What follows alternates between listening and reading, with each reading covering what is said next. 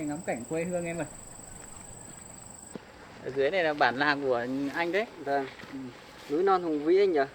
Đấy, trên này rất là cao so với dưới cái mặt dưới kia. Trồng ngô tít trên đồi kìa. Để anh gọi cho bạn Triệu của anh đang ở trang trại xem nào. Vâng, thế anh cứ Hôm gọi nay điện đi. có ở nhà không? Em ra xe trước nhé. Ok. Vâng. Triệu à? Tôi vừa mới về đến quê đây. Bạn có đang đi làm không hay là đang ở trang trại nhỉ? Đang ở trang trại á? Thế được rồi. Thế thì bây giờ để tôi về tôi đi vào nhà thờ xong tôi qua chỗ ông luôn. Rồi. Ok bạn nhé.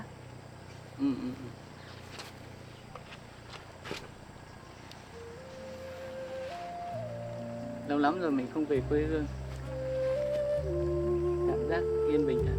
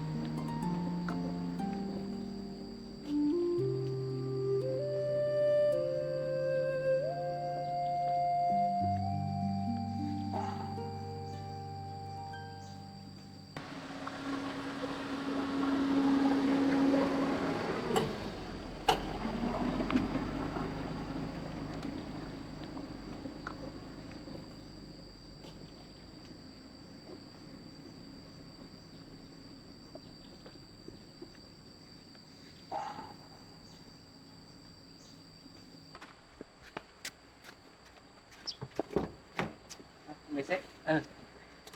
Thôi bây giờ sếp cứ đi vào trong này nhá. Trong thời gian đó em sẽ đi tham quan xung quanh này một lúc. Để anh đi vào gặp anh Kiên chỗ bên nhà thờ xong rồi có gì một lúc nữa em quay đầu sẵn xe thì anh ấy xong rồi anh ra luôn nhé.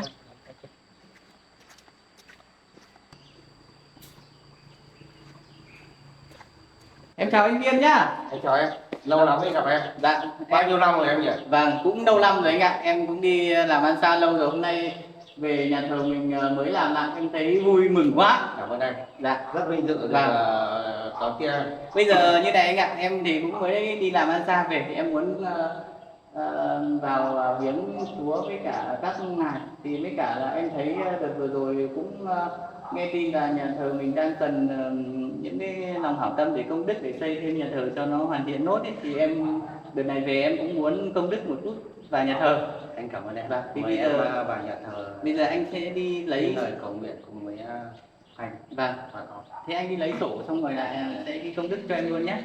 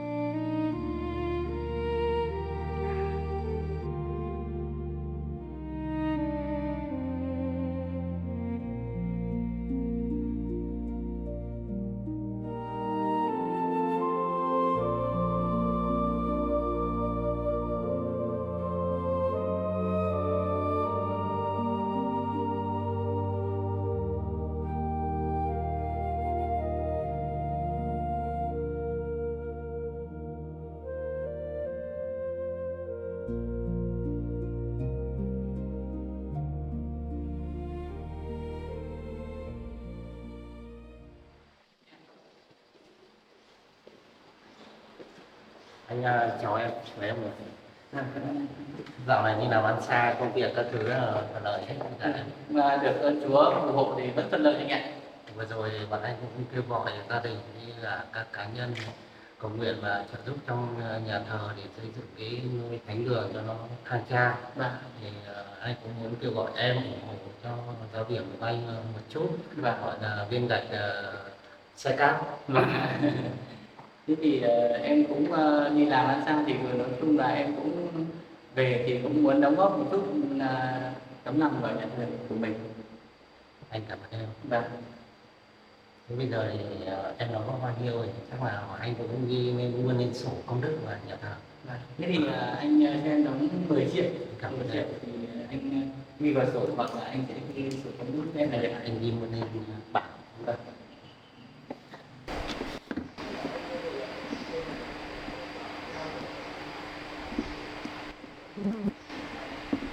Em là Du Sen. Vâng, em Du Sen, Nguyễn Văn Du.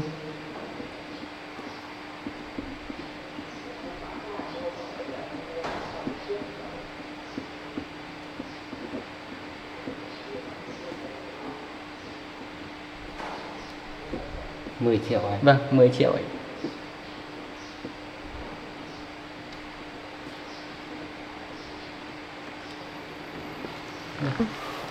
Anh xin cảm ơn em, Dạ. gia đình. Bây giờ anh em mình cùng ra đây tạ ơn Chúa. Vâng, em cảm ơn.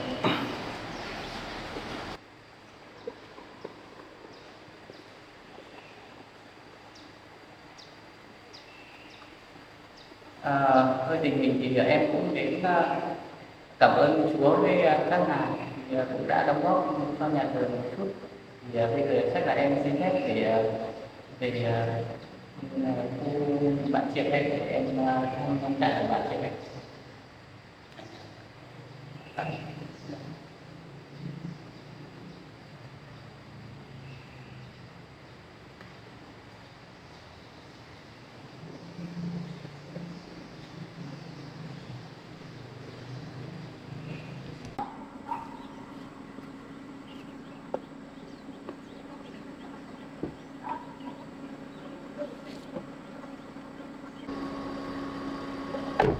Bây giờ mình đi đâu đi sếp?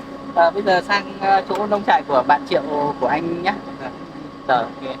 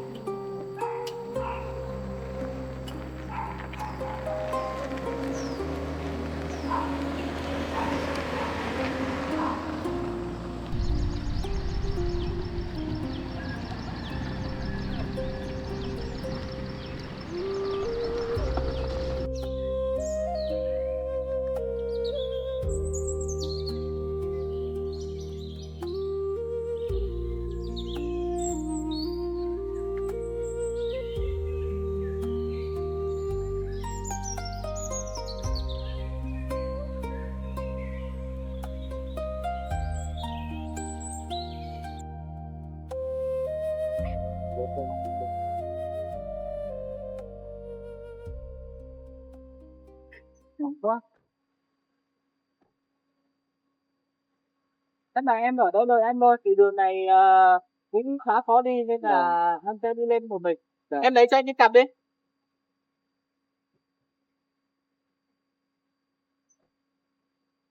Đây, tốt. Rồi. Ở đây được anh nhá. Vâng.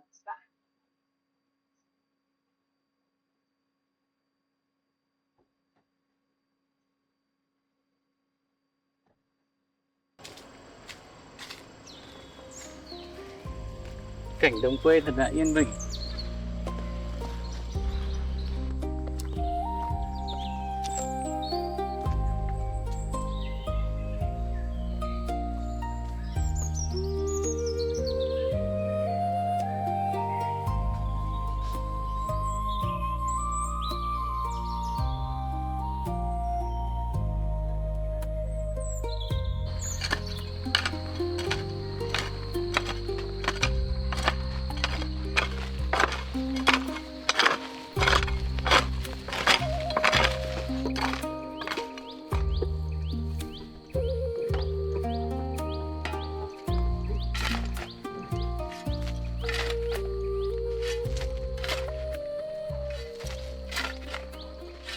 Chào bạn Triệu nhá. Bạn Dũng à? Rồi. Lâu quá không gặp. Dạo bạn vẫn khỏe chứ? Tôi vẫn khỏe. Ừ. Tôi vừa mới ở dưới thành phố lên đây. Thì nãy bạn cũng bảo bạn đang làm ở trang trại, tôi đi từ dưới kia lên đây thấy trang trại nhà bạn đẹp quá. Đúng rồi. Thế bạn đợt này đang cải tạo làm lại hay sao mà đang thấy xúc đất thế này? Thì tôi tối hôm nay đang rảnh ngay, có thời gian thì về sửa lại cái nông trại của mình. Đấy, dạo này nó hoang tàn quá. Đúng rồi. Bỏ bê công trình đi rồi thì bây giờ thì quay lại sửa sang lại một tí bạn. Đây như bạn biết thì đây là vườn cây ăn quả của tôi này. Còn bên này là ngôi nhà và cái ao của tôi. Đây, mời bạn theo qua đây tham quan. Đấy, bên này là cái ngôi nhà bỏ hoang của tôi. Rất lâu rồi. Bên này là cái ao cá cũng nhiều năm không thả cá rồi. Bây giờ về tôi muốn cải tạo, kiến thiết lại nó đẹp hơn một tí. Mà tôi nghe nói là đợt này công trình của bạn ở khu vực mình là rất là nhiều, mà sao bạn lại về để kiến thiết lại? Tôi cũng có rất là nhiều việc, rất là công trình. Nhưng mà có thời gian thì tôi lại về đây để chăm sóc nó một tí, còn bỏ hoang lâu ngày quá rồi. Tôi nghĩ là nếu có thời gian mà đầu tư vào đây cũng như là để nuôi dưỡng cái nông trại này nó phát triển thì khả năng nó sẽ có một cuộc sống cực kỳ đẹp, mà tôi đang mong muốn có một cuộc sống như này và có một khu vườn như này đây. Bạn thấy là cái ngôi nhà và khu vườn của tôi như thế nào? Nói chung là khu vườn này thì khá là đẹp, nhưng mà ngôi nhà này thì hơi hoang sơ một chút. Bạn vào xem ngôi nhà của tôi. Đấy, như bạn thấy thì ở đây có cái nguồn nước sạch tôi đã dẫn từ ở trên núi đá về. Nếu mà cuộc sống mà có nguồn nước như này là quá tuyệt vời luôn. Đúng rồi, anh mời bạn đây.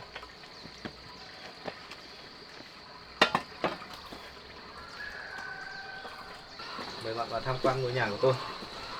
Sau bao nhiêu năm tôi đi công trình xa về thì nó hoang tàn và sập sệ quá rồi bạn ạ. Chào nào, tôi thấy nó cũng nói chung là vách viết nó thủng hết rồi. Nếu mà bây giờ ngôi nhà này mà muốn ở được thì cũng phải sửa sang và tu sửa nó thêm một vài cái công trình phụ ở trong nhà này. Đúng rồi, bây giờ mà muốn ở được, muốn đẹp thì là bây giờ mình phải kiến thiết lại hết cái chỗ này. Bây giờ tôi mời bạn qua khu bếp của tôi. Cái căn bếp này thì trước kia tôi cũng chỉ làm tạm bợ thôi, vì còn bận nhiều công trình. Lâu lâu tôi về chỉ ở một vài hôm thôi bạn ạ. Thế nếu mà bây giờ bạn bận công trình nhiều như này ấy, thì tôi có ý kiến như này. Thì không thì bạn để lại cái nông trại này cho tôi, thì để tôi xây dựng và kiến thiết nó ngày càng đẹp hơn và cây cối phát triển tốt hơn. Vì thật sự với bạn là tôi về đây thì cũng thăm bạn đầu tiên và cũng mong muốn là có một miếng đất để xây một cái nông trại nhỏ như này, mà bây giờ bạn bận quá mà bạn không quản lý được thì bây giờ bạn để cho tôi tiếp tục quản lý nó. Bạn cứ yên tâm đi công trình nhé. Thế thì bạn đã về đây rồi, có thời gian rồi thì tôi sẽ để lại cái nông trại này của tôi cho bạn. Thì hy vọng là nó sẽ tươi đẹp hơn. Ok, rồi chúng ta đi qua đằng này xem một chút. Thôi thế quyết định thế nhá bạn. Tôi cảm ơn bạn, hôm nay rất vui là gặp lại bạn, cũng như là bạn đã để lại cho tôi trang trại này. Thì bây giờ tôi về sắm sửa ít đồ để lên xây dựng và kiên cố vào cái trang trại này cho nó ngày càng đẹp hơn và có cuộc sống như tôi mong muốn. Tôi hy vọng là cái nông trại của tôi này vào tay bạn thì sẽ trở nên tươi đẹp, đầy sức sống hơn là như bây giờ. Ok, Cảm ơn tôi bạn. sẽ không để bạn thất vọng đâu. Ok. Riêng bạn giao trang trại vào tay tôi thì bạn cứ chờ thôi. Thôi, Rồi, chào bạn tôi đi nhé. về nhé.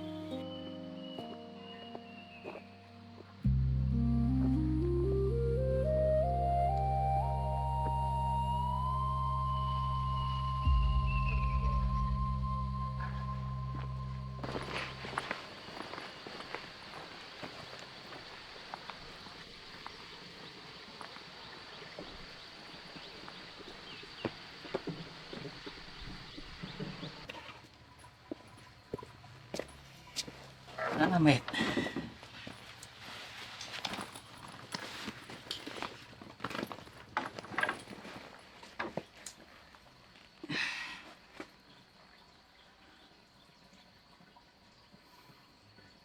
Đi rửa cái mặt nó tỉnh táo chút đã.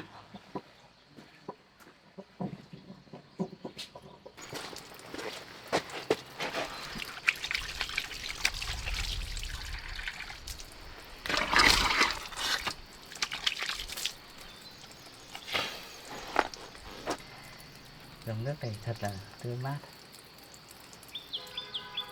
Không khí ở đây thật là trong lành. Thay vì tiếng còi xe thì bây giờ mình chỉ còn nghe thấy tiếng chim hót.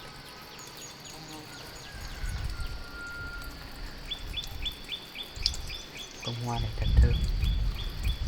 Cảm giác thật là bình yên.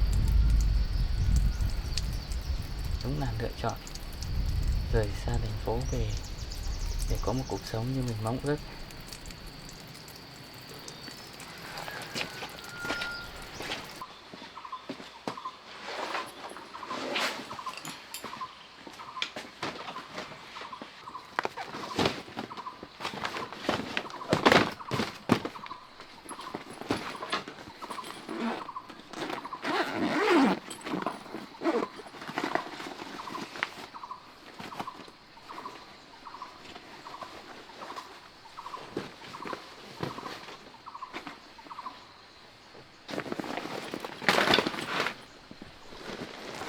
Xem nào, trợ lý của mình đã sắp xếp cho mình những cái đồ gì đây. Wow, cái bộ dao mà đã theo mình bao nhiêu năm nay, găng tay, hộp trầm và rất là nhiều máy móc ở đây. Rất là chu đáo, có một đôi giày và một đôi ngủ. Rồi, chạm đây đã.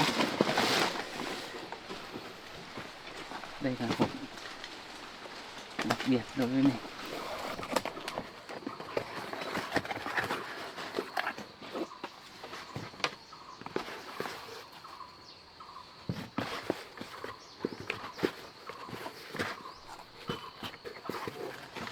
Cảm ơn Ngài, Ngài đã đi theo con.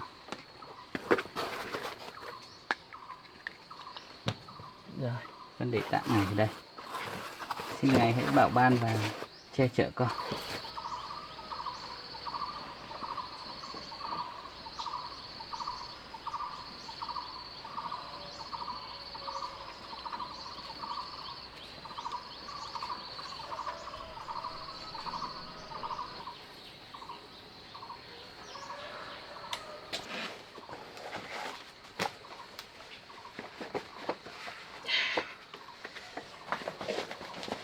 Đường này khá là vừa chân.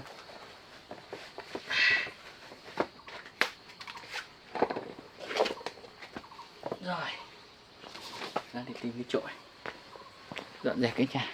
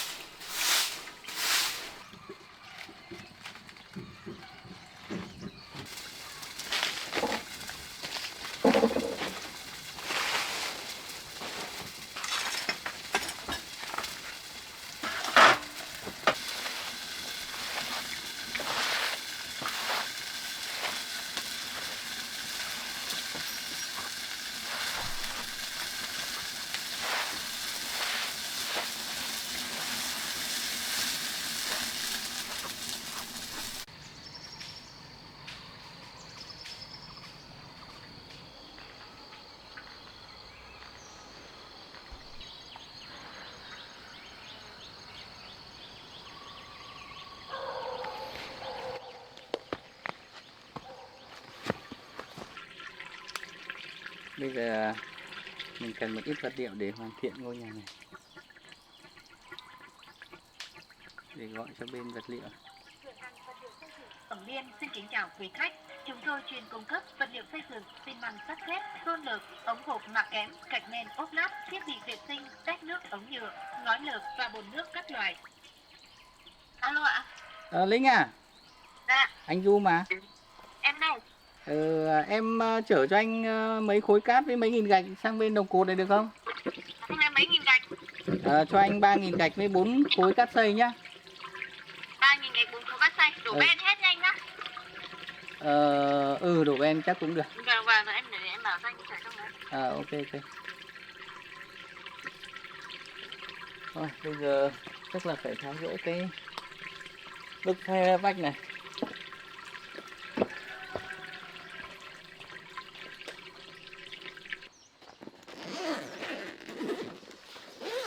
Trang trại này không có điện, may quá, hôm nay mình đã chuẩn bị một cái máy khoan bằng pin đây rồi. Bây giờ thì tha hồ đi tháo bức vách này thôi.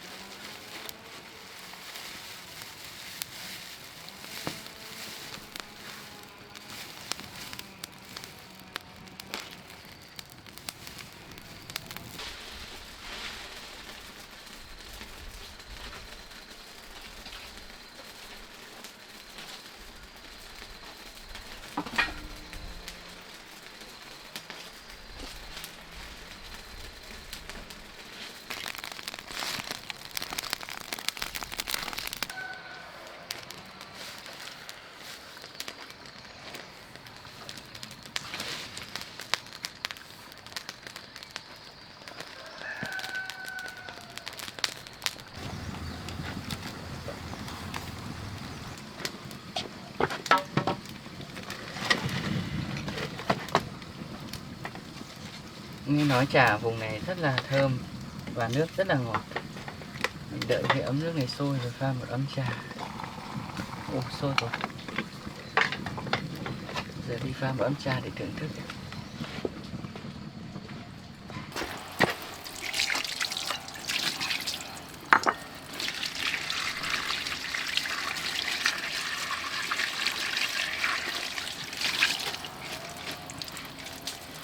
Đây là một loại trà xanh ở vùng miền này. Mọi người nói là trà xanh này rất tốt cho sức khỏe. Khá là thơm.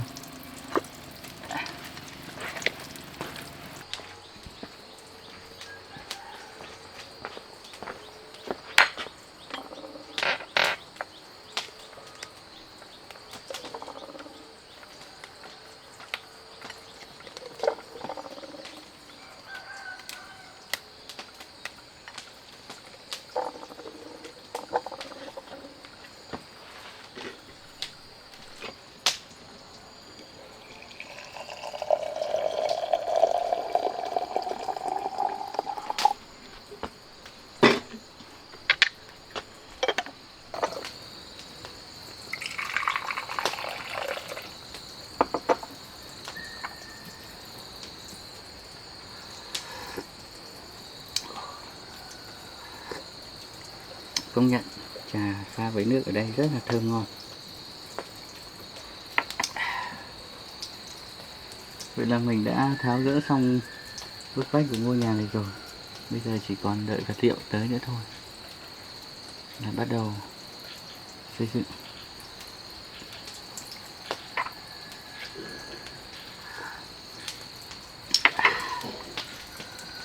Cảm ơn ngài đã luôn bên con.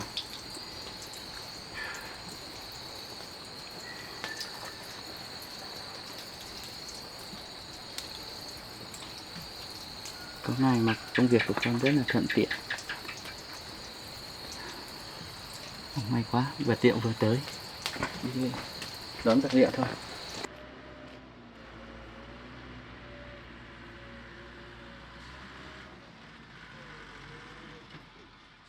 Núi lên đây em ạ.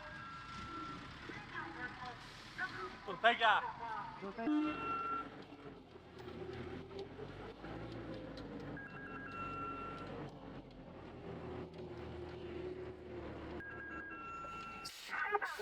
Đến đây một tí em ơi.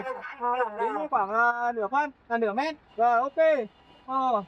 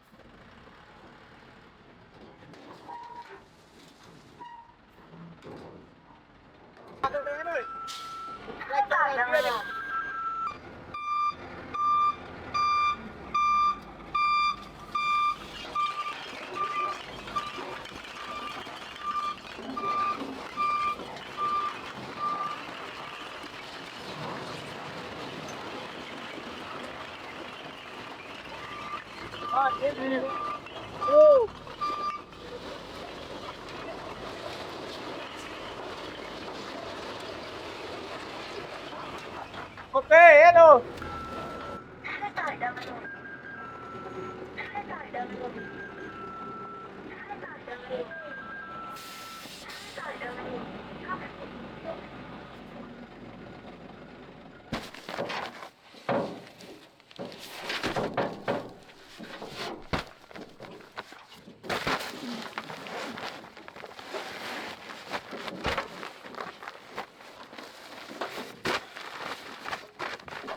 Hai triệu 8 tiền xi này, Okay. 1.920.000 tiền cát này, 5.580.000 tiền gạch, tổng 10.300.000. Okay. Lúc nào mà thiếu thì chở thêm cho anh nhé. Tại là cái công trình này thì còn lâu dài nên chẳng biết là thiếu hay đủ.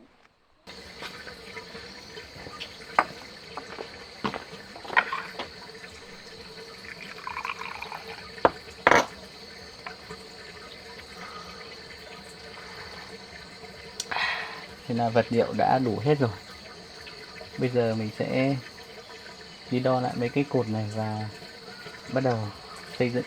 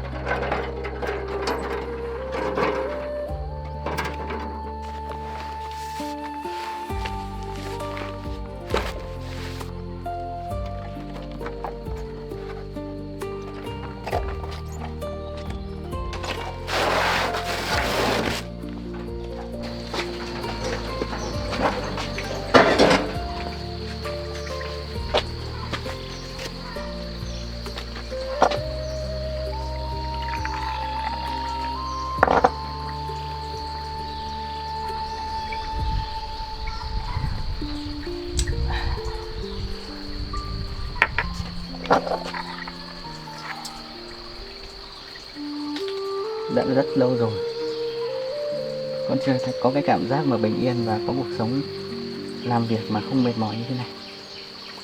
Thực sự là cảm giác rất là thoải mái khi ở đây.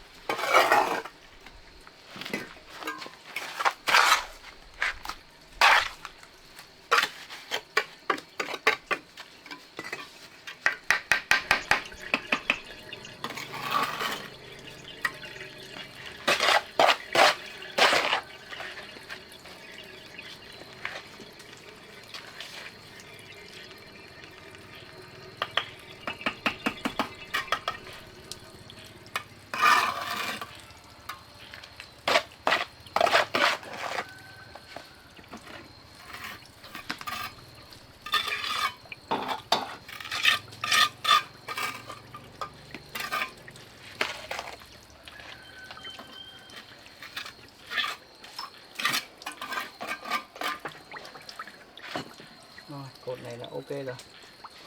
Rồi sang cột bên kia.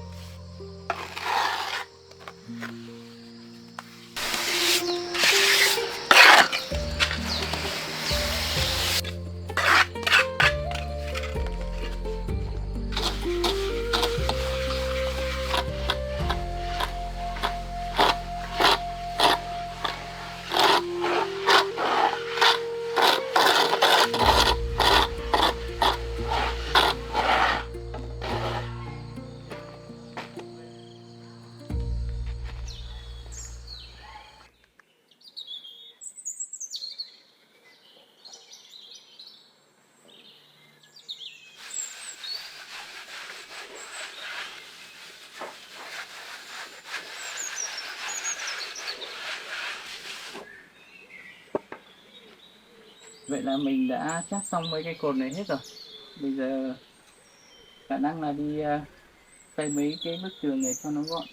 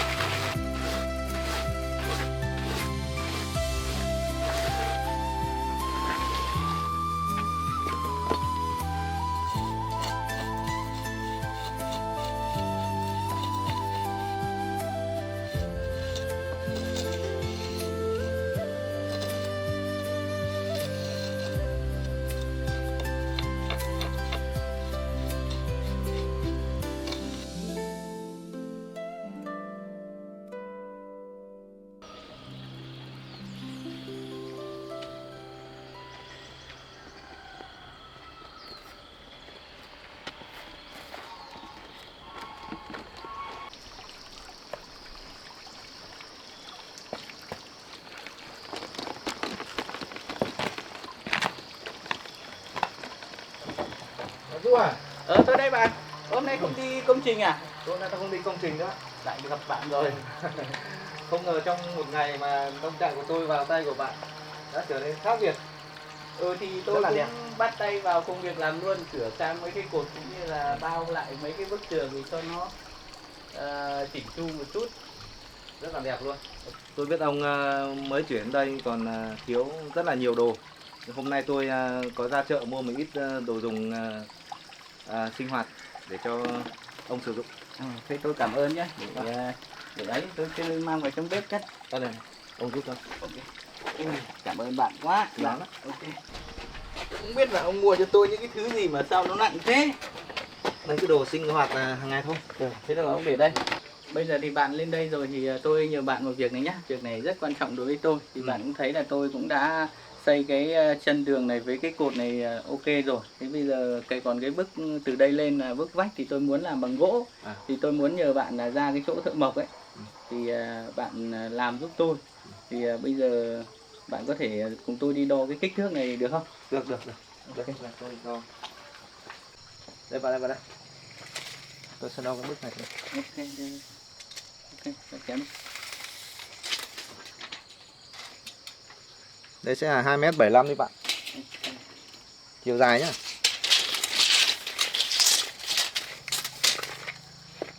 Đo chiều cao. Bạn định làm hết tường này luôn phải không? Lùi xuống 30 phân bạn ơi. Rồi.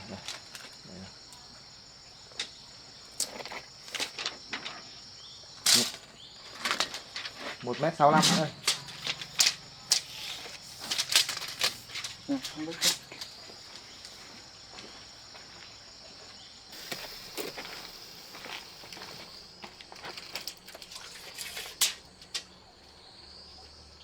2m52. Ok. Đến đây đo hộ tôi cái cửa này chút. Cái cửa này bạn định làm cao bao nhiêu? Tôi làm cao 2m3 vậy nhé. 2m3. 2m3 thì đấy rộng sẽ là 1m2 nhé. Ok. 1m2. Cao 2m3. 2m3. Rộng 1m2. 1,2. Bạn đo giúp tôi cái đấy. Chỗ này là 65 phân. Ok. Bên này cũng 65 phân. Ok. Toàn bộ chiều cao của bức tường này sẽ là 1m65. Ok, được rồi. Đấy, có Thì số lượng. bây giờ thì cũng tôi nhờ bạn thêm việc này nữa nhé. Ừ. Bây giờ bạn tiện lên đây rồi bạn lắp giúp tôi cái điện nhé. Vì là tôi rất là cần đến điện để sử dụng về sau này. Còn bây giờ tôi sẽ đi nấu cơm, xong tí nữa hai thằng mình ăn cơm. Ok. Vậy thì tôi sẽ đi lắp điện cho bạn. Ok.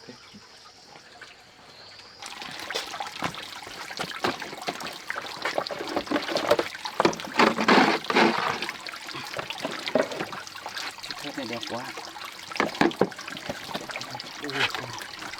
Bạn mình tâm lý thật, biết mình thích uống trà nên là đã sắm cho mình chứ.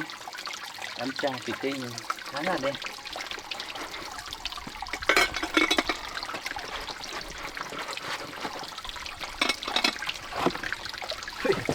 Là tôi của bác đó.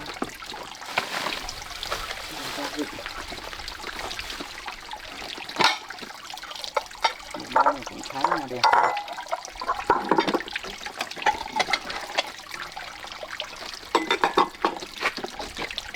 Có thể ráo mất nước luôn.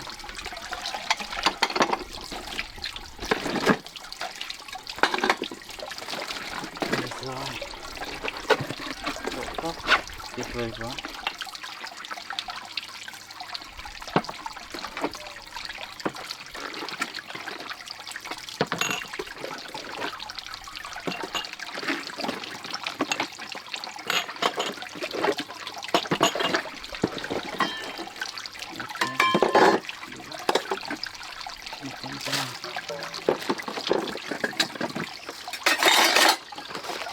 Ôi chà, cái chảo này thật là tuyệt vời luôn.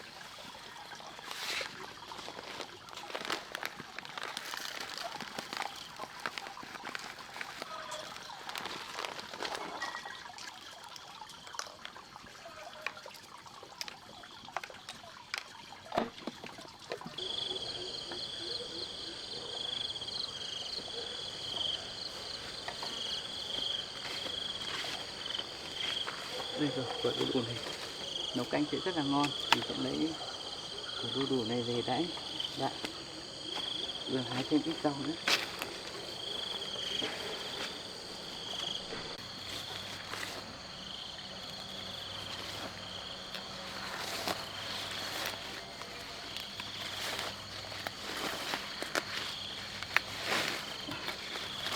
Rau này xào với thịt thì rất là ngon. Tự nhiên như thế này thì ăn rất là tuyệt vời.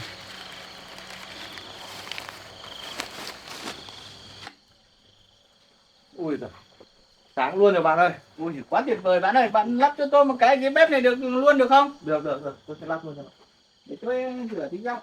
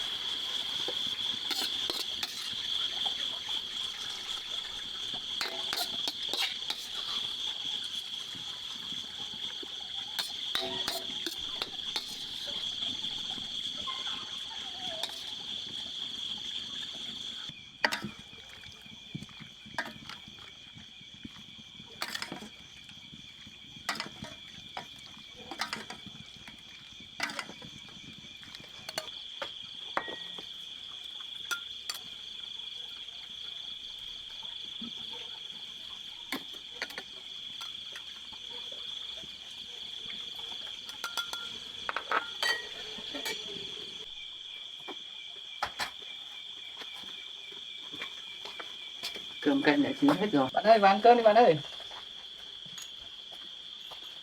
Ui, bạn tôi khéo tay thế nhỉ. Toàn những món ngon.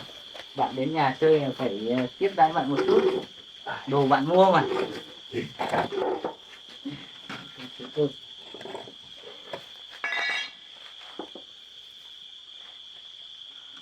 Toàn rau ở vườn bạn đó. Ở vườn tôi nhiều rau lắm. Rau quê này ăn mới ngon đấy. Tuyệt vời quá. Cơm nấu lâu lắm rồi không nấu cơm bếp củi này, hôm nay nấu thấy thơm quá. Nấu cơm bếp củi này nó mới ngon đấy. Nó thơm nữa. Đúng rồi. Tí ăn là miếng cơm cháy nó còn ngon nữa. Nói chung thế bạn. Đi bạn. Đây bạn ơi. Chờ tôi vào đây nhé. Ăn tự nhiên đi bạn.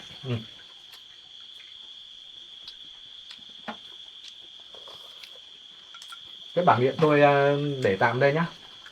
Bao giờ bạn bưng xong cái vách này thì bạn chỉ cần bắn nó vào cái vách gỗ là được. Ok. Nói chung là rất là cảm ơn bạn đã kéo điện về cho tôi thì mới có cái ánh sáng như này.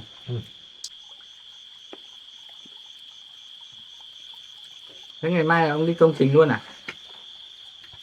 Ngày mai tôi sẽ đi công trình luôn. À. Và tiện tôi qua cái chỗ xưởng gỗ ấy. Tôi mang cái số liệu hôm nay mà ông đưa cho tôi ấy. Tôi qua đấy để bảo người ta làm luôn cho ông. Còn mấy hôm nữa là có gỗ về không? Vậy để tâm sự nhờ ông, tôi cũng mong có cái miếng vách này để ngủ cho nó yên tâm. Đúng rồi. Càng nhanh càng tốt bạn nhé. Ông thấy không khí ở đây như thế nào?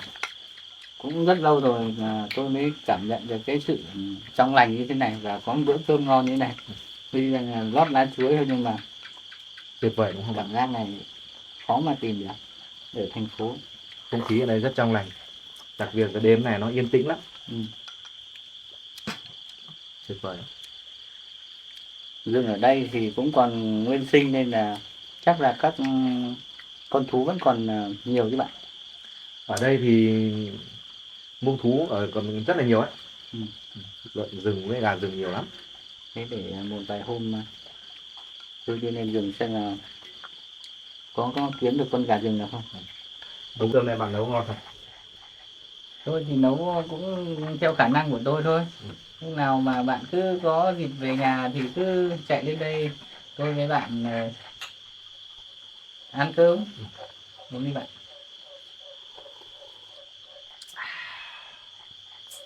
Thế mai bạn đi công trình luôn à? Mai tôi sẽ đi sớm để kịp công việc. Nhớ qua cái chỗ bên làm mộc ấy hộ tôi cái món vách này phát nhá. Khả năng 2-3 hôm nữa là sẽ có vách rồi thôi. Thế là lên thì tôi sẽ gửi cho bạn một cái giường nữa để ngủ nghỉ thoải mái. À ok. Cái giường cái sập sệ quá tôi cũng bỏ ra đằng kia rồi. Trong thời gian đợi cái bức vách này chắc là mai tôi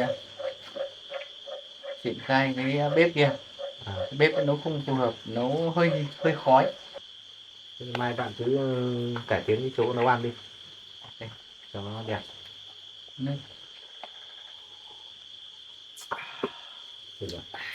Thôi khả năng là tôi cũng xin phép bạn thôi. Về luôn à? Để tôi nghỉ ngơi rồi mai đi. Ok. Thế bạn về nhé. Cảm ơn bạn rất nhiều đã mang đồ cho tôi vì có bữa cơm ngon như này. Ok.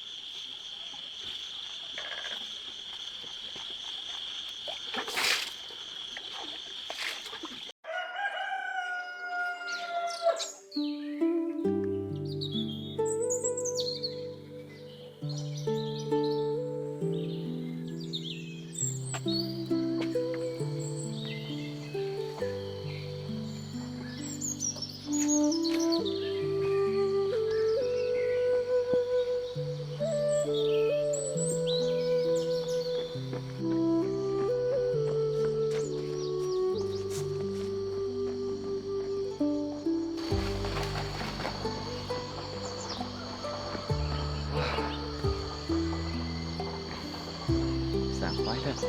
Không khí ở đây đúng là trong lành. Hôm qua mình nấu ăn thì rất là khói. Nên là bây giờ mình sẽ bắt đầu sửa sang lại cái bếp, làm cho nó một cái ống khói đi lên cao.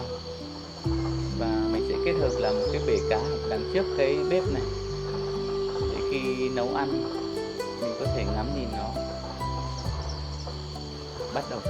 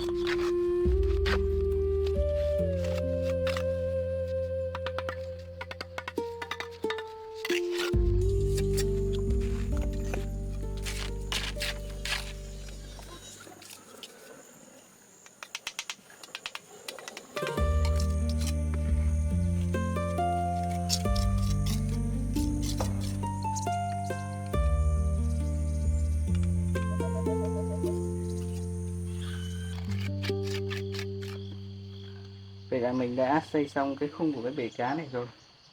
Bây giờ còn cái ống khói với cái cột này nữa mà vướng cái mái này quá. Bây giờ mình phải dỡ cái mái này đi để mình xây cái ống khói lên mấy cái cột lên.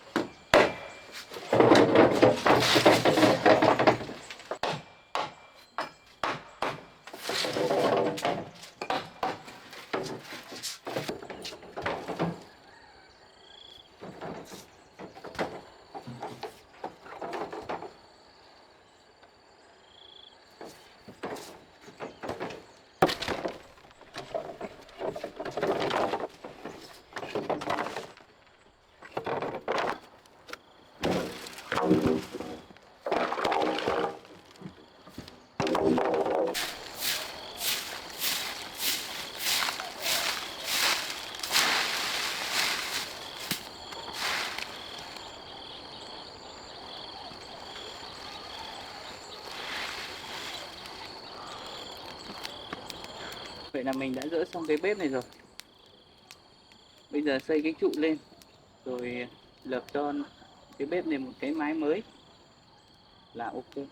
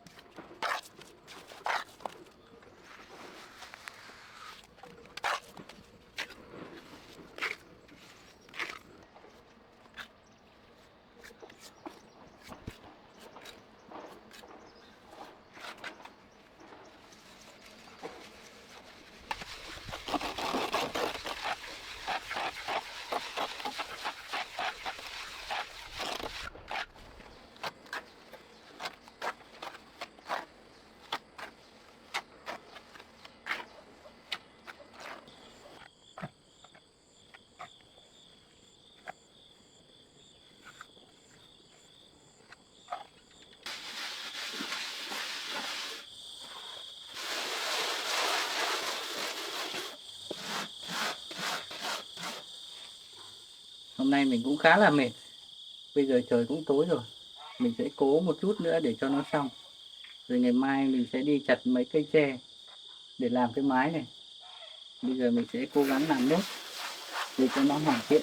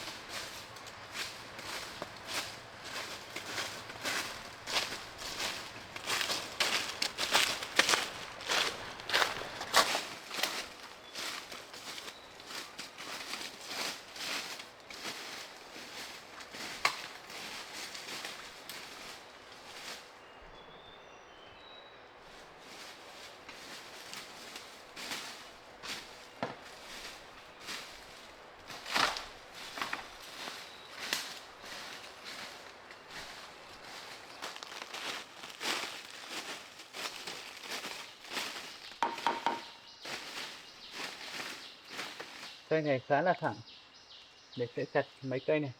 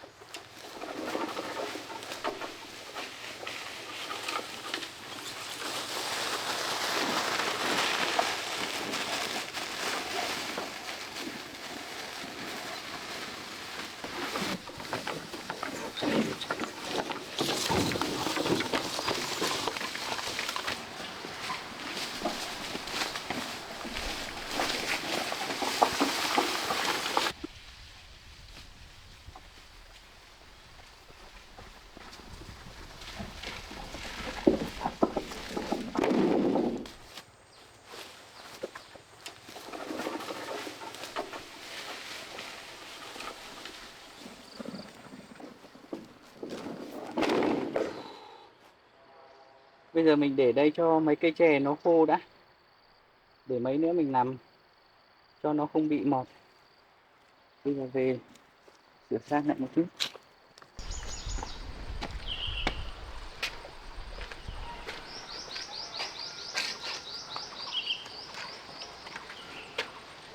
Bây giờ trong thời gian đợi tre nó khô thì mình sẽ đi mua 1-2 lọ sơn về để sơn những cái cột này cho nó đẹp. Trong cả những cái cột bếp này, không khói nữa.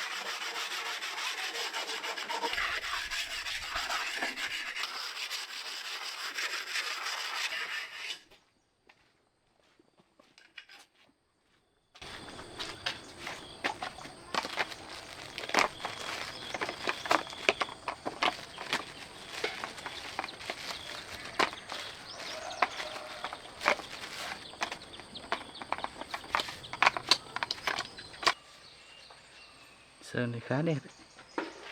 Sơn lên chắc là đẹp lắm đây.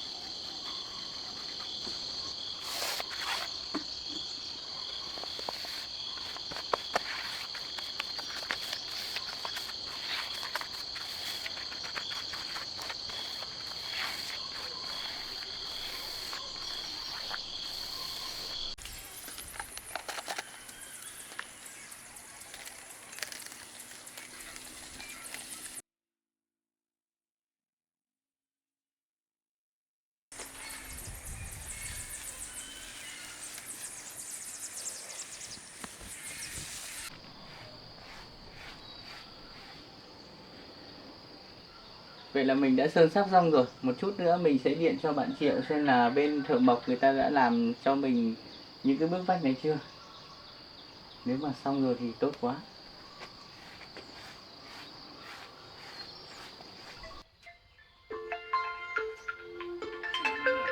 Alo, bạn Triệu à?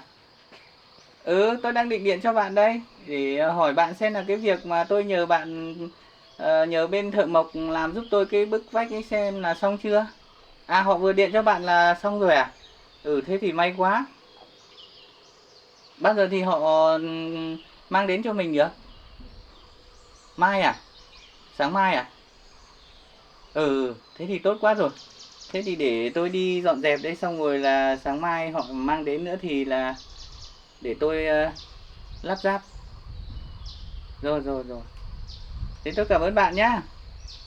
Chào bạn.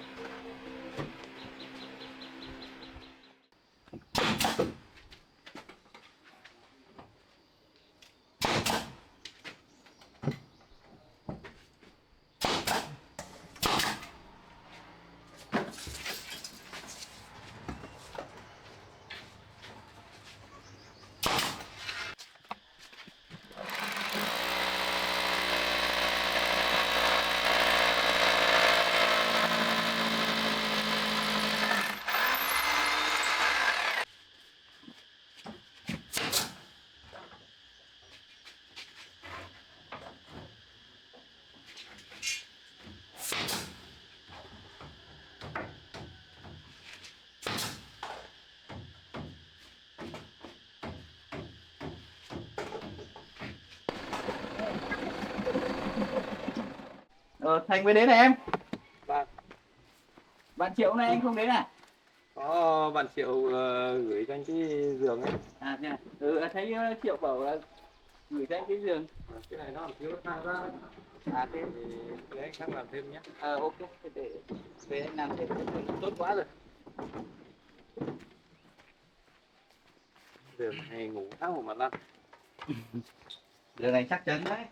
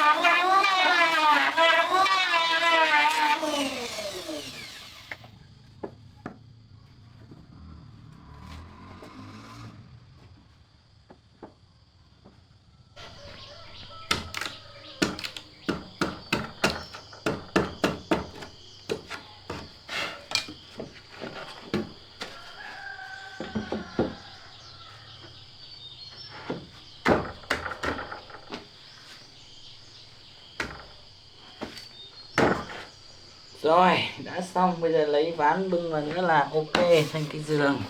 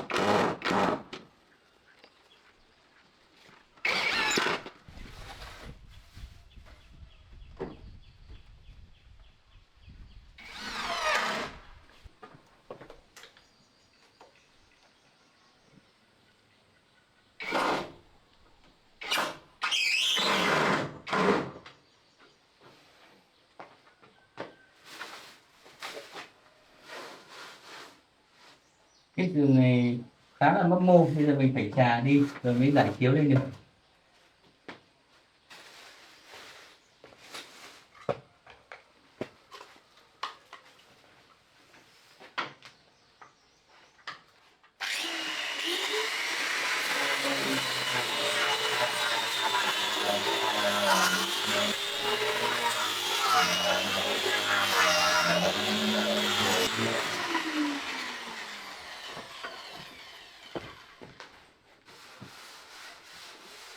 Vậy là đã rất là bằng rồi. Giờ mình sẽ lấy chiếu giải lên xem.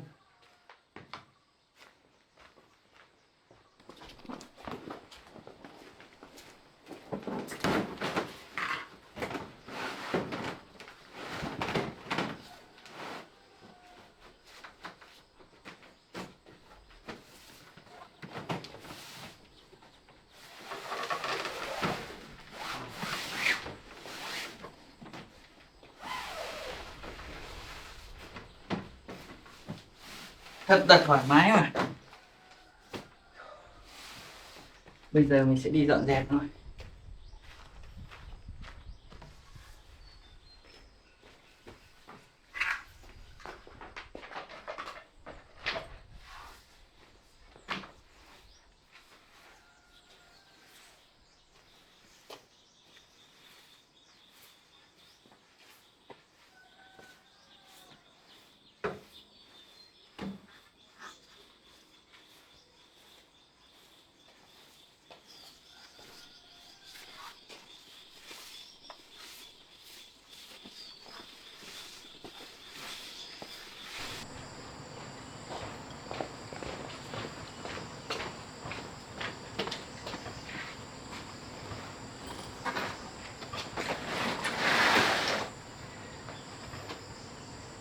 Từ bây giờ đi chắc chắn là mình sẽ có những giấc ngủ ngon trên chiếc giường này. Còn bây giờ mình sẽ đi làm một cái bàn để ngồi đây uống nước và nghỉ ngơi một chút.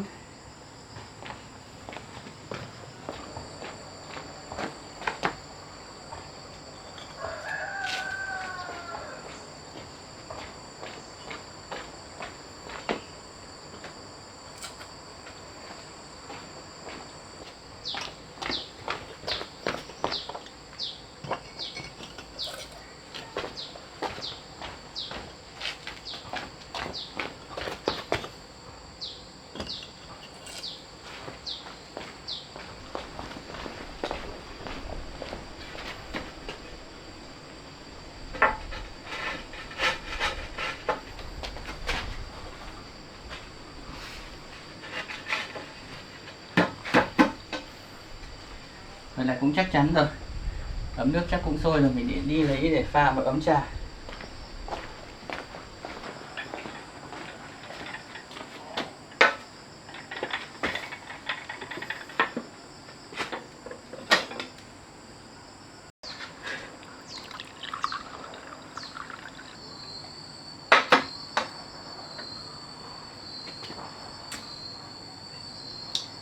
Loại hoa đậu biếc này khi pha nước có một màu xanh rất là đẹp mà rất là thơm, cũng lại tốt cho sức khỏe nữa.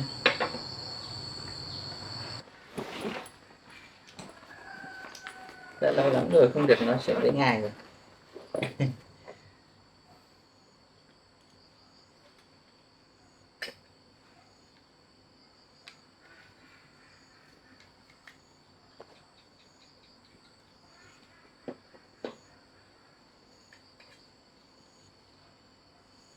Từ ngày bỏ phố về quê giờ chỉ có ngài là ở bên con suốt hành trình,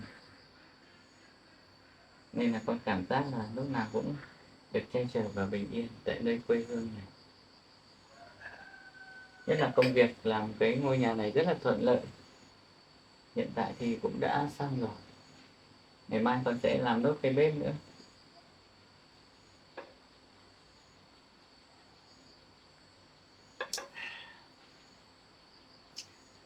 Bây giờ cũng khá là tối rồi, thế con phải đi tắm để nghỉ ngơi để ngày mai bắt đầu công việc.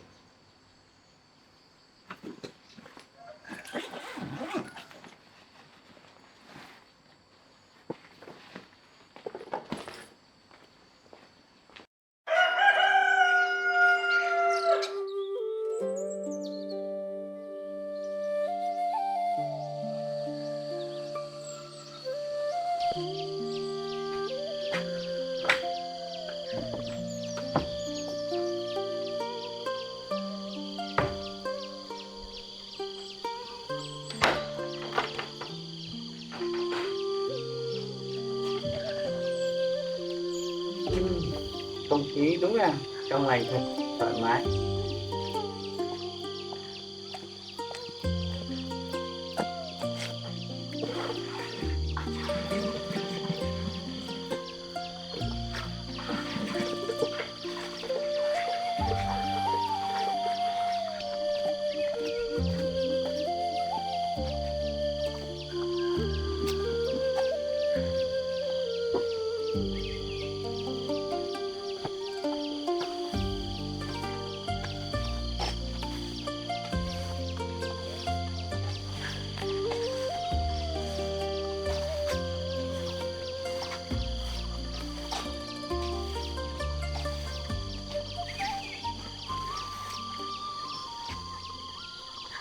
Căn nhà bây giờ thì cũng đã hoàn thiện rồi. Bây giờ mình sẽ đi lợp cái mái bếp này.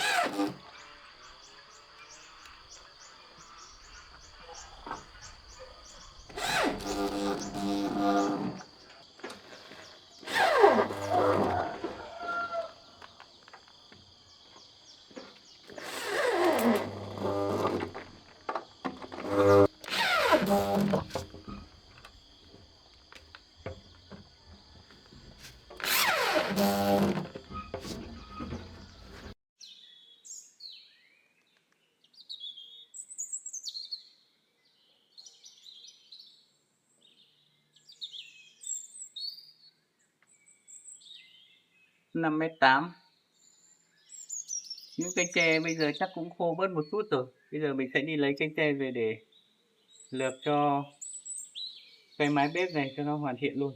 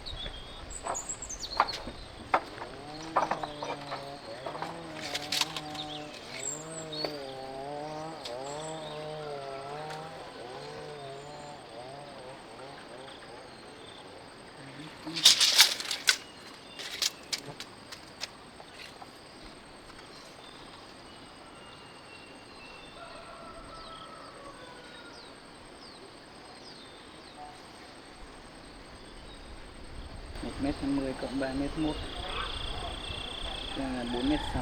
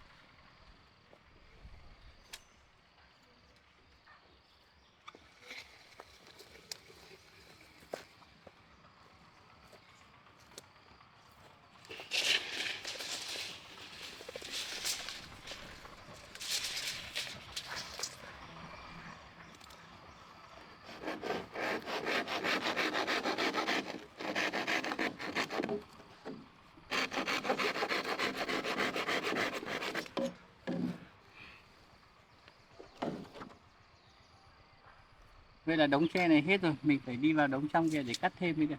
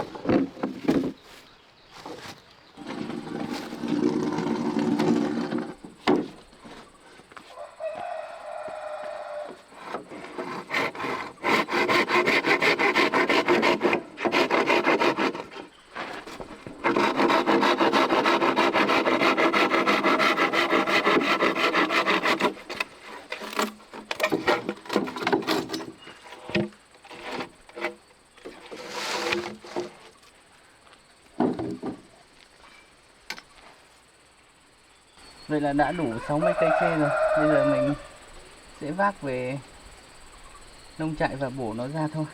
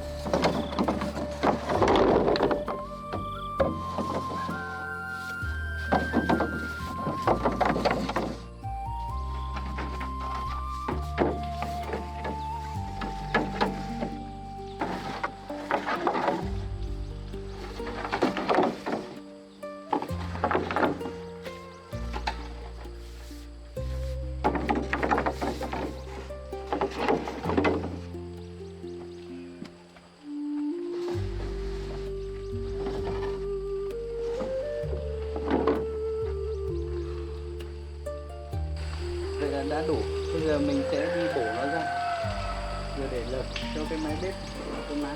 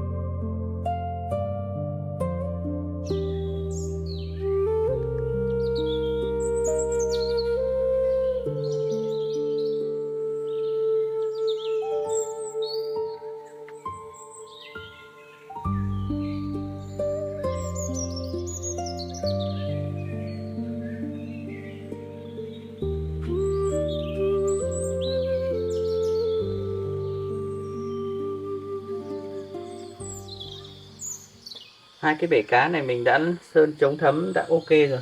Bây giờ mình sẽ đi sơn màu cho nó. Xong rồi mình sẽ đi nhặt một ít đá kia về để xếp. Cuối cùng mình sẽ lát những viên đá hoa kia lên rồi là hoàn thiện cái bếp thôi. Bây giờ mình sẽ đi sơn cho nó một bộ áo mới.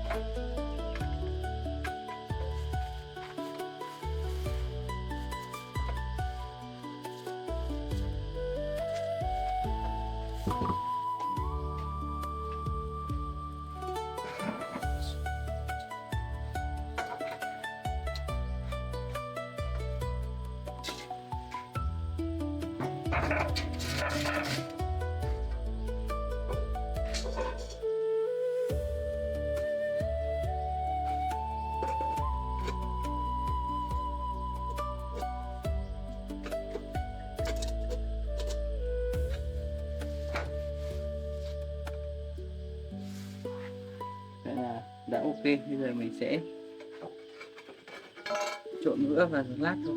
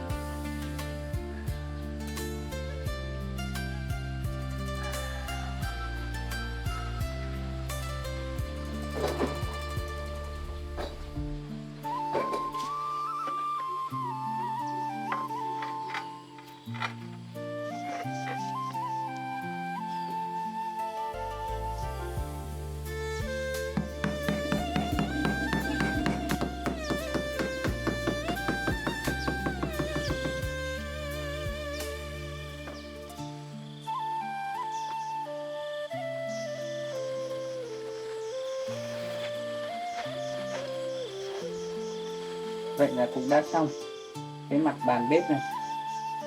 Bây giờ mình sẽ đi nhặt một ít đá quậy xếp vào trong hai cái bể cá này.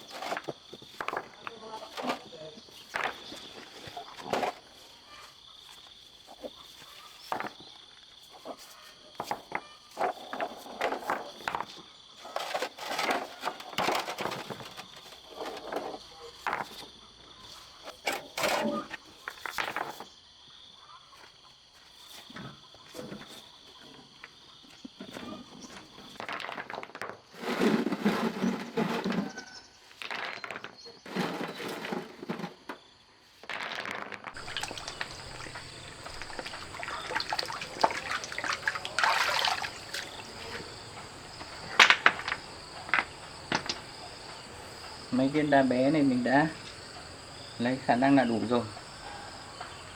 Bây giờ mình sẽ đi sang bên kia lấy mấy viên đá tai mèo nữa để kết hợp với những viên đá này để xếp vào đây cho nó thành một cái hòn non bộ trong này.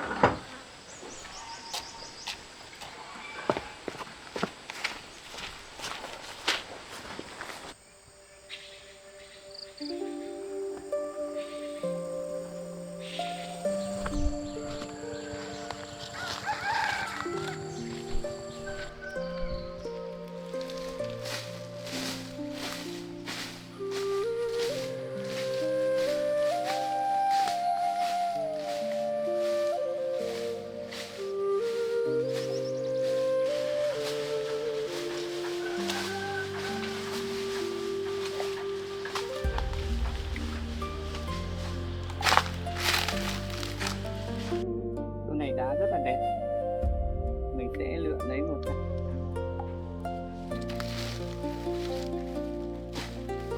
Chạm đây.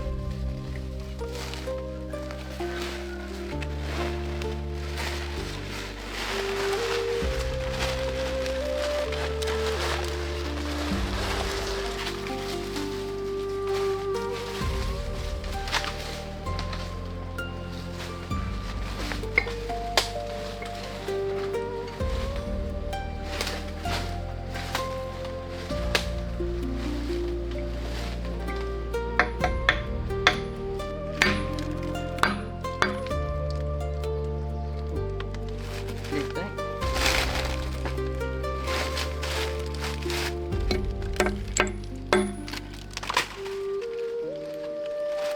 Ô, ở dưới này có một hàng mồ côi ở đây luôn. Mình dẫn cho nó thích cái này mất rồi.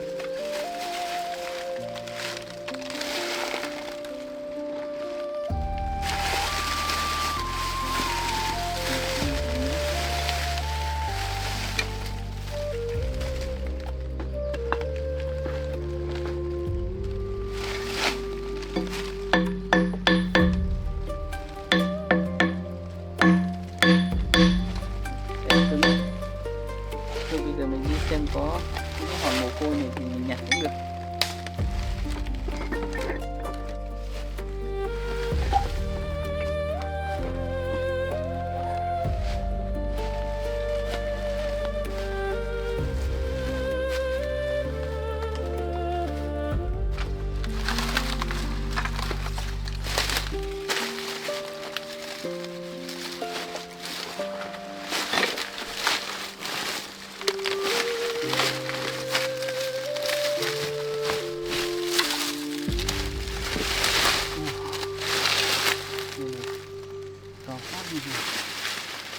Hơi xấu.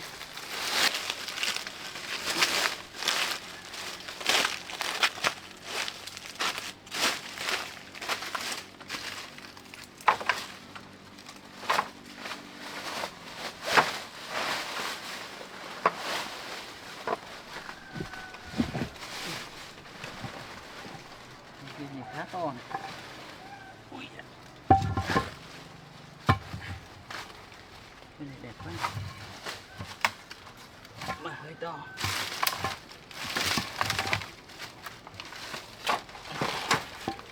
Để tạm đây đã. Mình đi kiếm một vài viên nữa.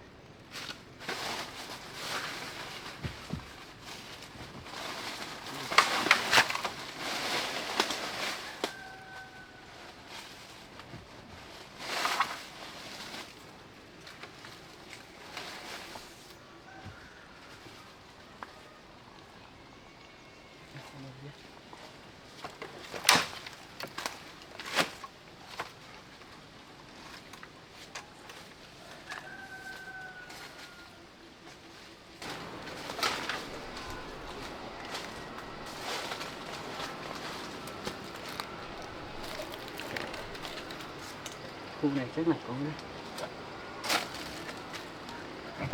Ui, hay quá. Đây rồi. Cái này đẹp.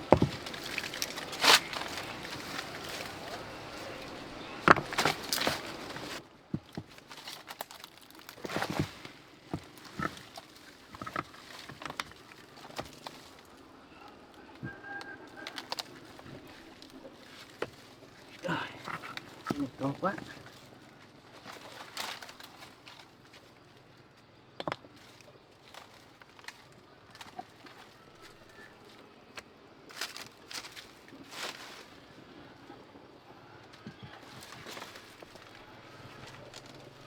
Thôi được rồi, cái viên này về là với mấy viên giấy kiện nữa là ok.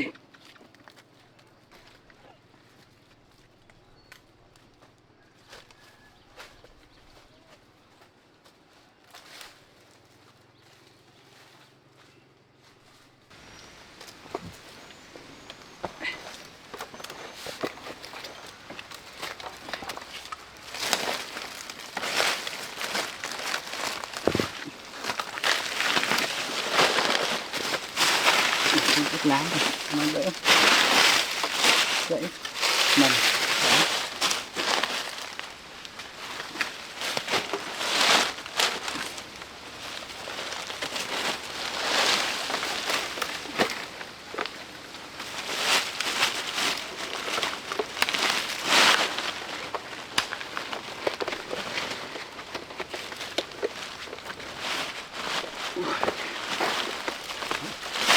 Đấy, ngon.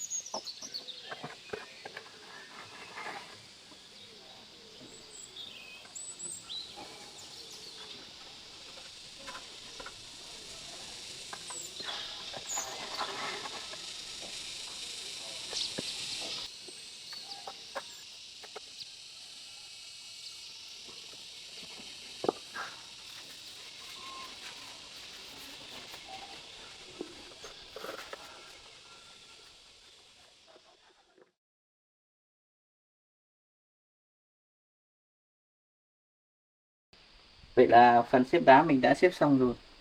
Bây giờ còn thiếu một ít đồ decor vào đây nữa là nó sẽ đẹp hơn. Mình sẽ điện cho trợ lý Tuấn để trợ lý mua hộ mình một ít.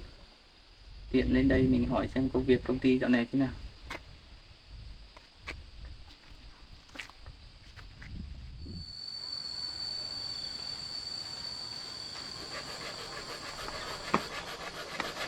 Anh chào giám đốc. Tuấn à? Giám đốc khỏe chưa ạ? Dạo này vẫn khỏe em. Công ty với cả mọi người vẫn khỏe chứ? Công ty mọi người vẫn khỏe. Mấy cái đồ anh dặn em mua đủ cho anh chứ? Đây em đã mua những cái đồ như theo như anh yêu cầu đây. Rồi. Tốt Đây quá rồi rồi, anh. vừa mới làm xong mấy cái này, đang thiếu mấy cái đồ này, decor này. Đấy, em nhìn anh về kiến thiết lại ngôi nhà cũng như là mọi thứ ở đây em thấy thế nào? Rất là đẹp giám đốc ạ. Ừ. Đây là hoàn toàn là mình làm những này làm gỗ đấy ạ. Toàn bằng gỗ ở địa phương đấy. Vâng. Đây là giám đốc tự mình xây dựng lên đúng không? Tự tay anh xây lên, cũng như là cái này thì nhờ thợ làm một chút. Vì hiện tại là máy móc mình chưa có, nếu mà có máy móc mình cũng được làm được, nhưng mà hiện tại thì mình cứ nhờ thợ trước, sau này những cái nhỏ nhặt thì mình tự làm. Vâng. Em đi vào đây xem.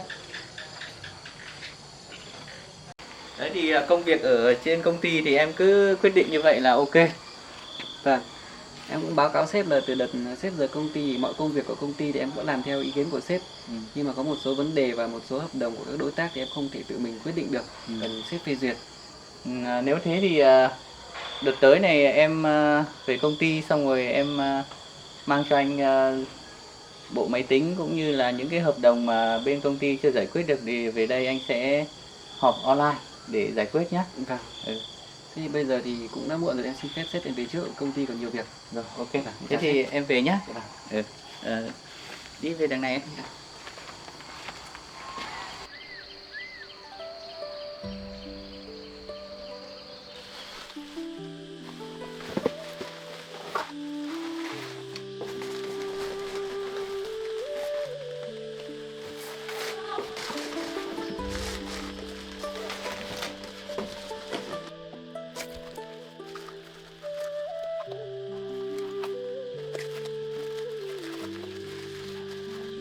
Cụ đùa rất là đẹp.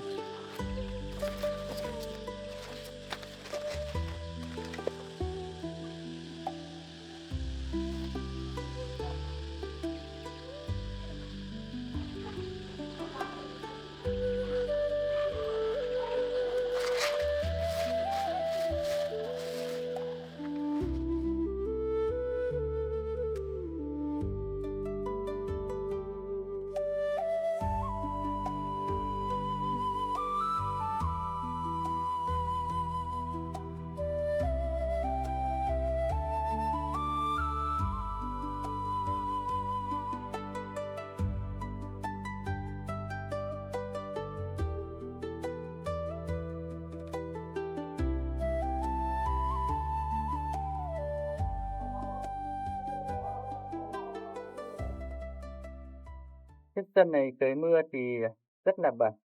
Có lẽ mình sẽ phải đổ nền cho chiếc sân này. Được may xong mình có phơi đổ ở đây thì nó cũng sạch sẽ hơn. Bây giờ mình chuẩn bị đồ để chiều này nay đổ cái sân này.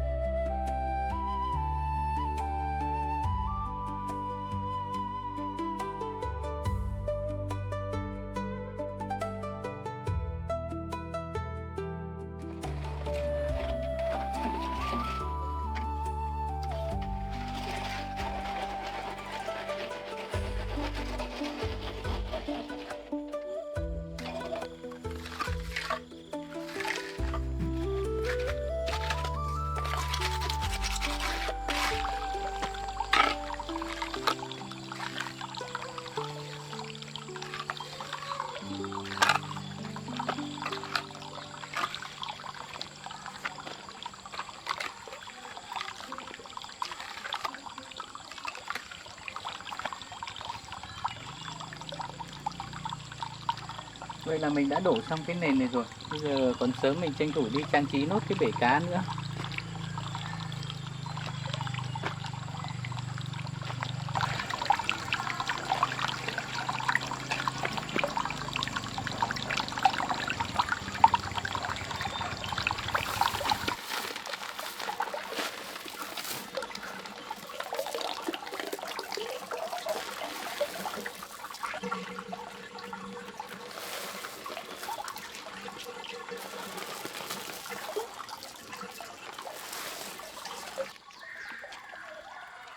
Vậy là chiếc bể cá này đã được rồi, chỉ cần thả cá nữa là ok.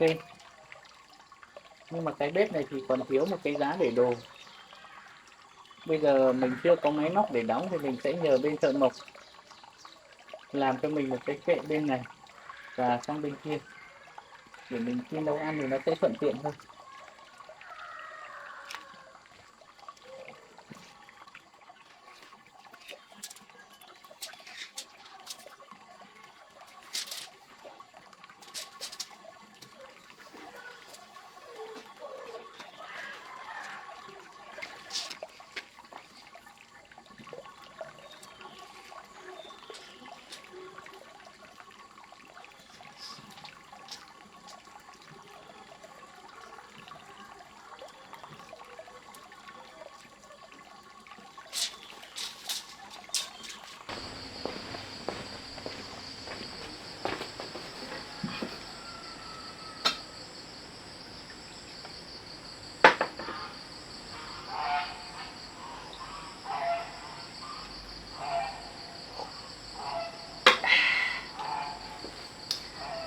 Bây giờ mình sẽ điện cho em Thành bên thợ mộc.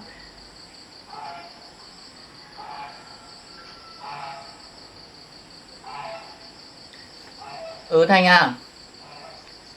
Anh Du mà. Anh bảo là em làm hộ anh cái tủ bếp nhá. Số liệu thì anh cũng vừa mới đo xong rồi. Cố gắng một vài hôm làm giúp cho anh với, vì anh cũng đang cần nó gấp. Thế được rồi, để tí nữa anh gửi số liệu qua tin nhắn cho. Rồi ok em.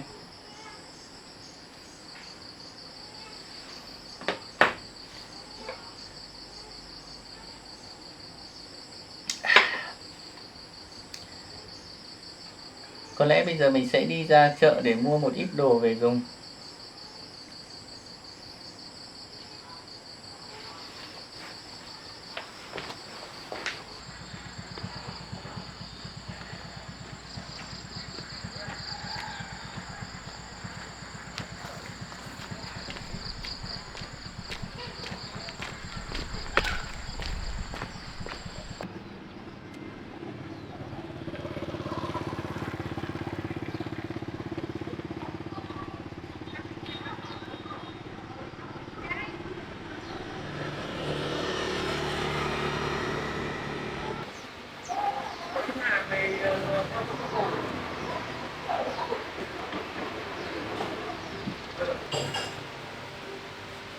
Anh ạ, bạn cho em chục mì tôm. Để cái bọt đấy nhá.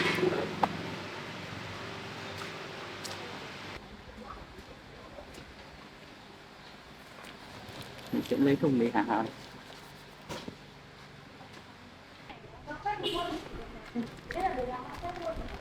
Không.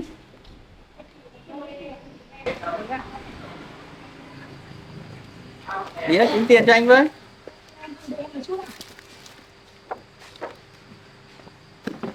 Đây nữa này.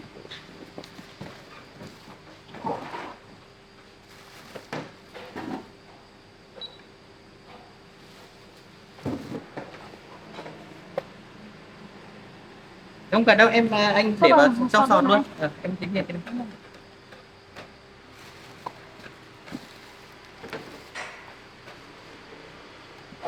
Cái này thì cần phải cho vào nữa.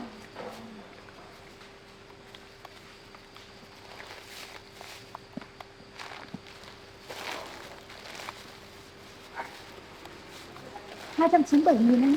Không phải tiền.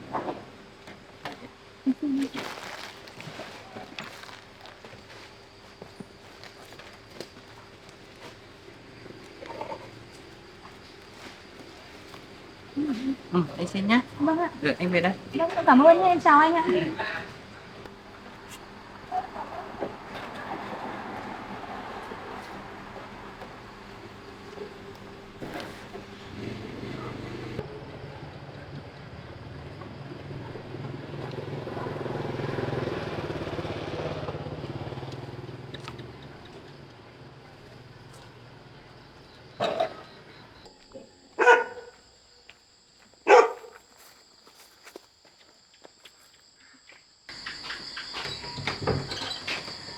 Cũng may là mình cầm cái điện thoại đi, không thì đi về bị tối như này không nhìn thấy gì.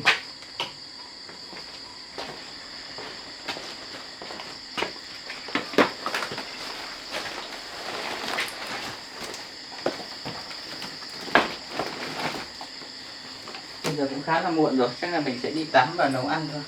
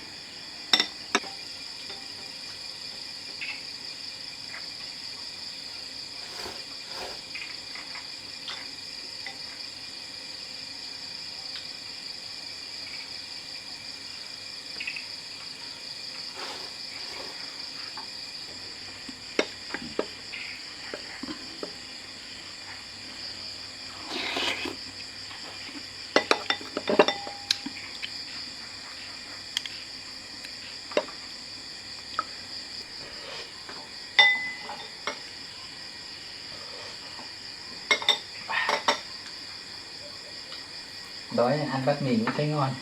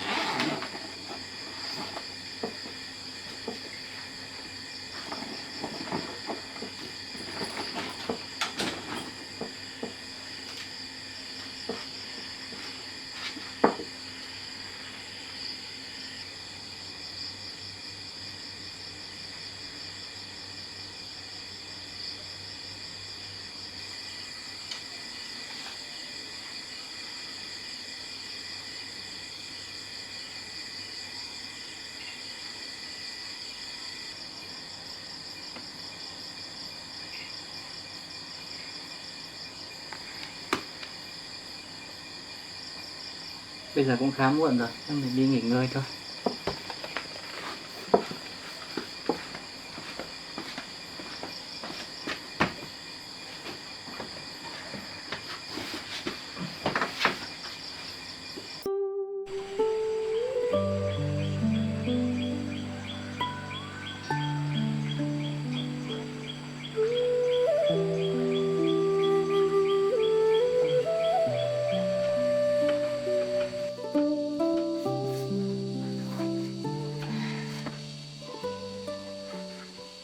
Mấy hôm vừa rồi mình ngủ trên chiếc võng, khi thức dậy thì cũng hơi đau lưng.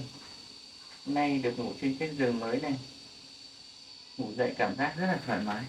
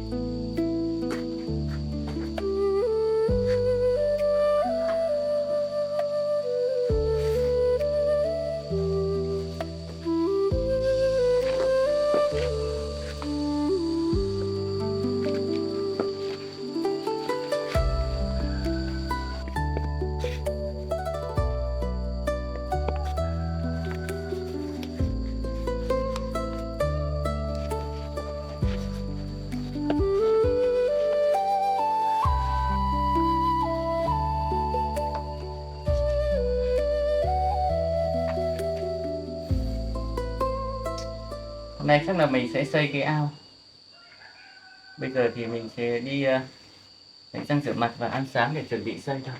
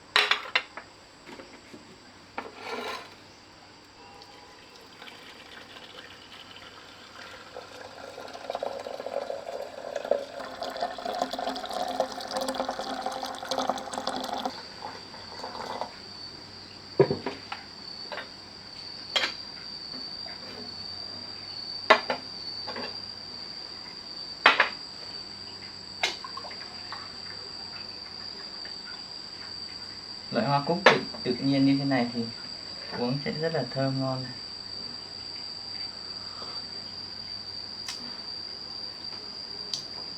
Đúng là những cây trồng ở quê, uống cái gì cũng ngon.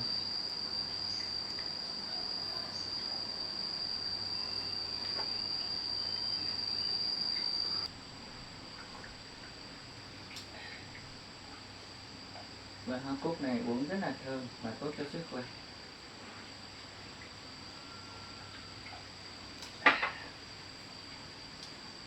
Bây giờ chắc mình sẽ đi trộn một đống vữa để mình chát cái bức tường bên kia.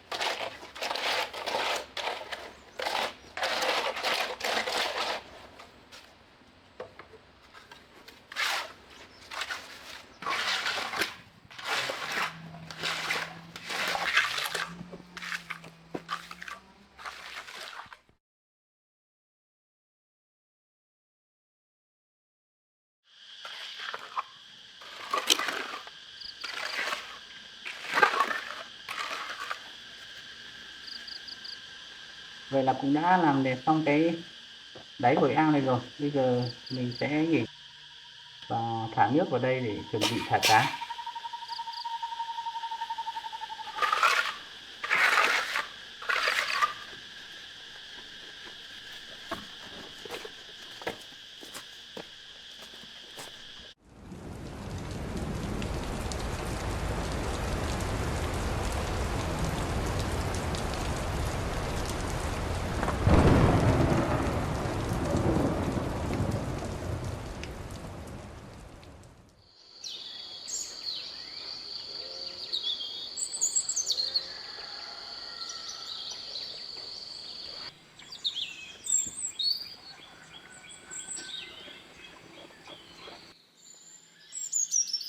Tối hôm qua có trận mưa lớn quá, cái bờ rào cái chắc là nó đổ mất rồi hay sao ấy. Mình ra đấy xem nào.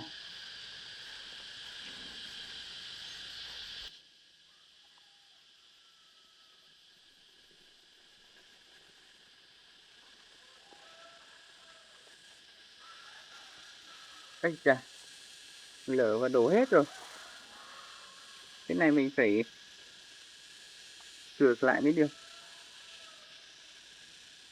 Chắc mình phải kè nó lên, xây nó lên mới được, không thì bằng cái cọc tre này nó cũng lại đổ thôi.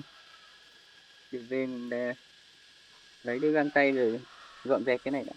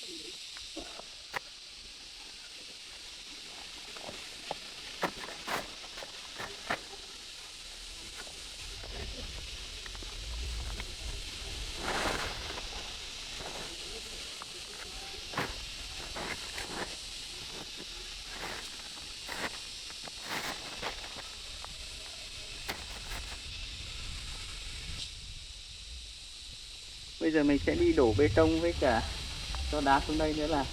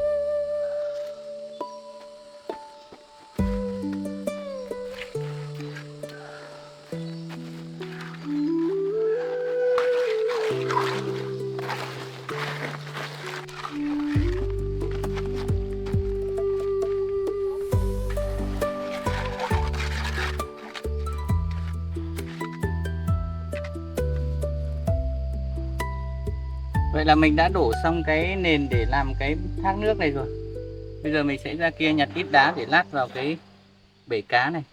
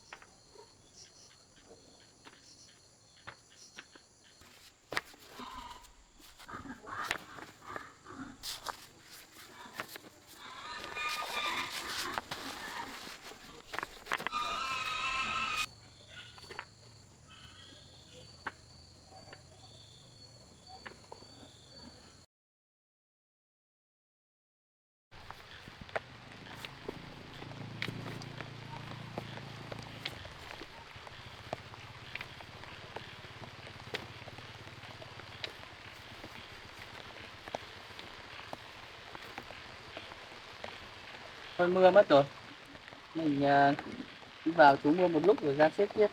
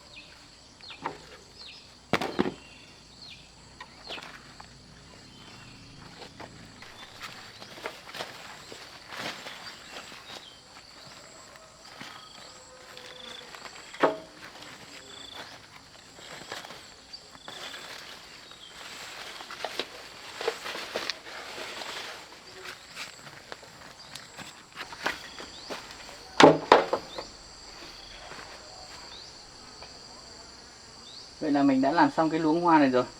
Để 1-2 hôm nữa mình đi ra chợ mua một ít hoa về trồng ở đây.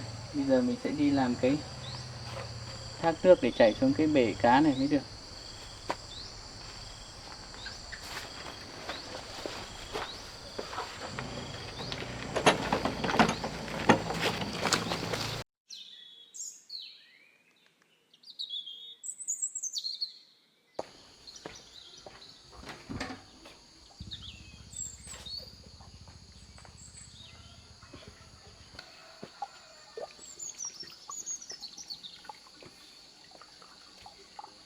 Mình để ra xem cái nước nó đã về đầy cái bể cá chưa.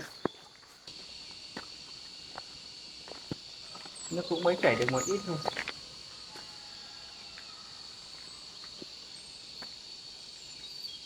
Bây giờ mình sẽ đi lấy đá để làm nốt cái thác nước này. Mình sẽ lấy dụng cụ rồi đi luôn thôi. Hôm nay trời chắc là sẽ nắng to đây.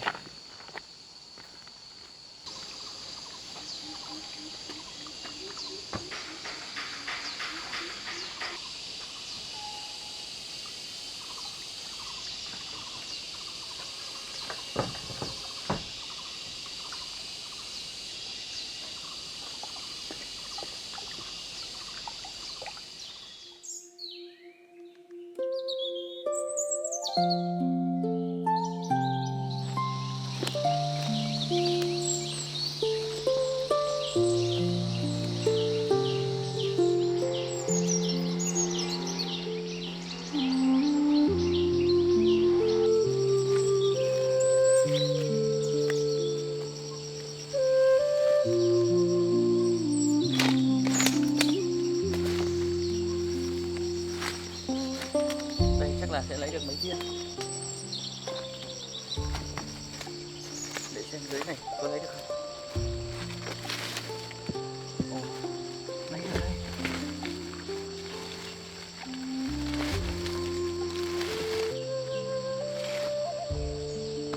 Nó thì thằng này thế này.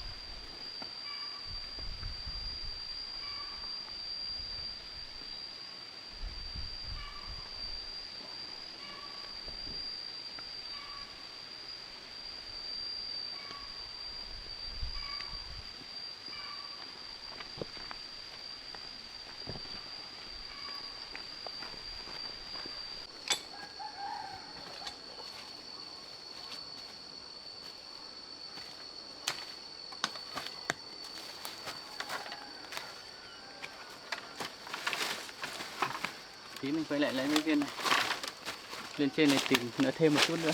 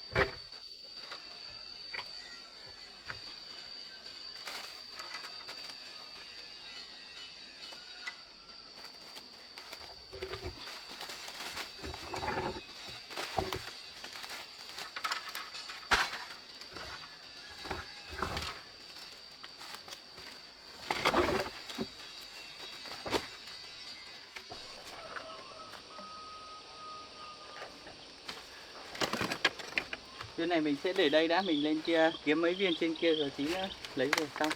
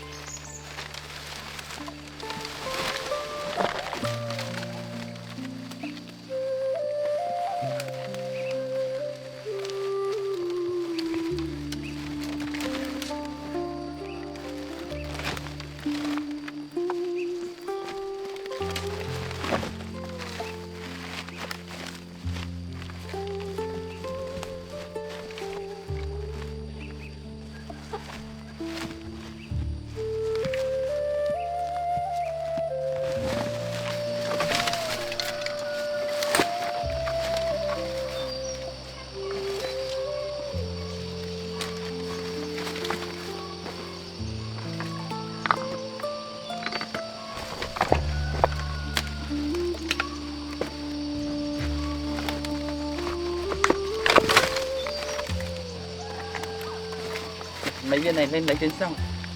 Chạy con này về trước ạ.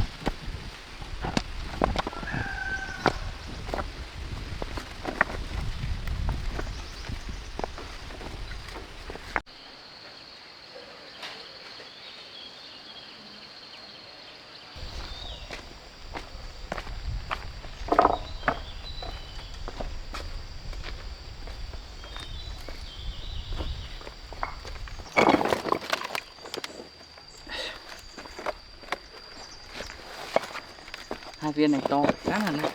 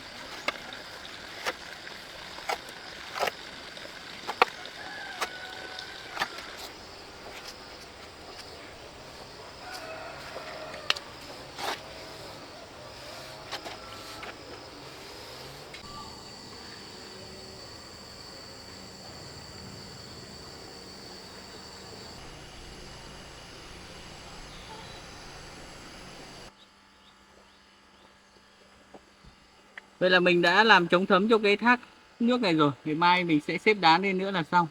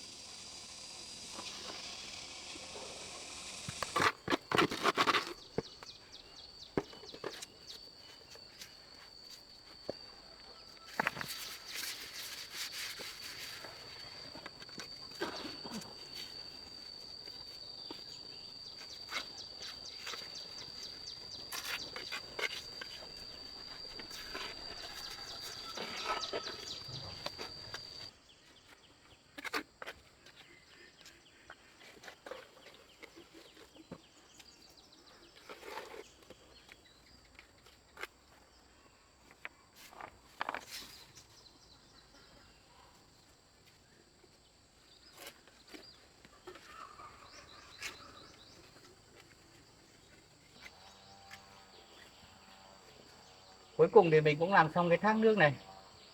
Bây giờ mình sẽ đi dọn dẹp với cả phát một ít cỏ ở quanh bờ ao này. Và điện cho trợ lý Tuấn để sáng mai trợ lý đón mình đi mua hoa sớm.